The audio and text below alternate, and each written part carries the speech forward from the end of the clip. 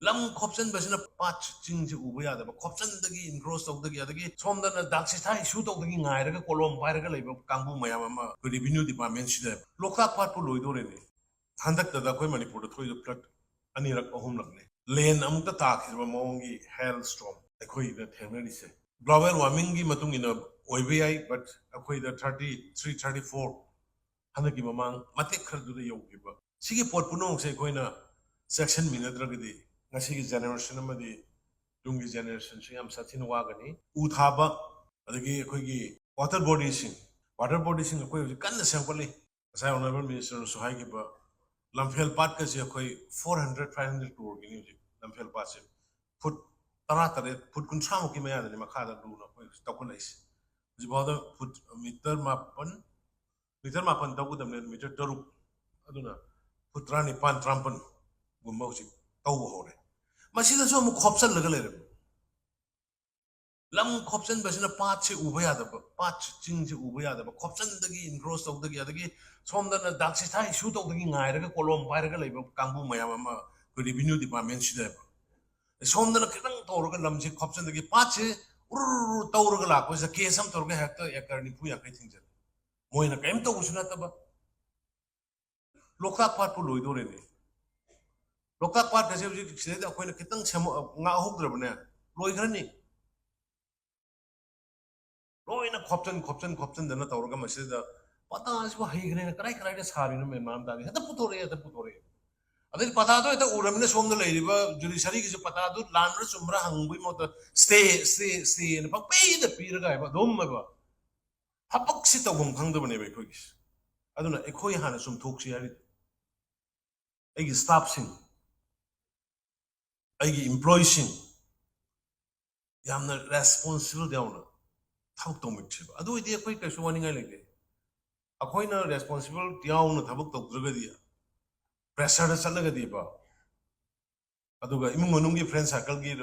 whatsapp on number chalaga di koi leba kan manga moi hujik su koi government gi recognize village natabasing government formally approved of a village natabasing di tambatu hoigara madu hoigara akoi government ki facility में हमसे पीर रोए नरेगा की होइगरा water supply होइगरा मई होइगरा whatever लंबी होइगरा government की recognize government the properly restart होगा village ना चुका दिया बा बस को मखरा कोई strict rules कर तो उधर का दिया कोई से law से अवांग दमा मखा दमा मनिंग दमा मया दमा सेम दम तो हुए but atai politician yarambai akoi government sit madu yawe we will not tolerate India ki manu we are Indians India ki manu gele Indian constitution ki ek rules adu ki matung na koi work to where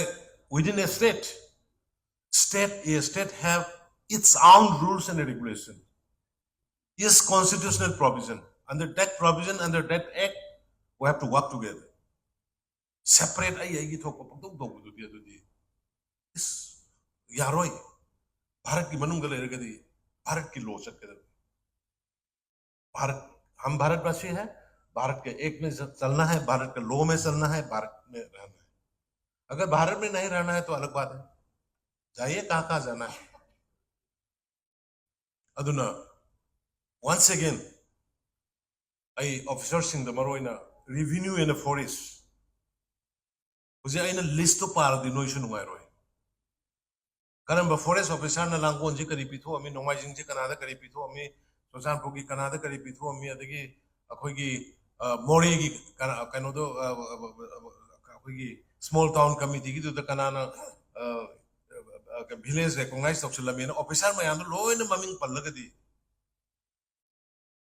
officer sing du am da su leina mo aduna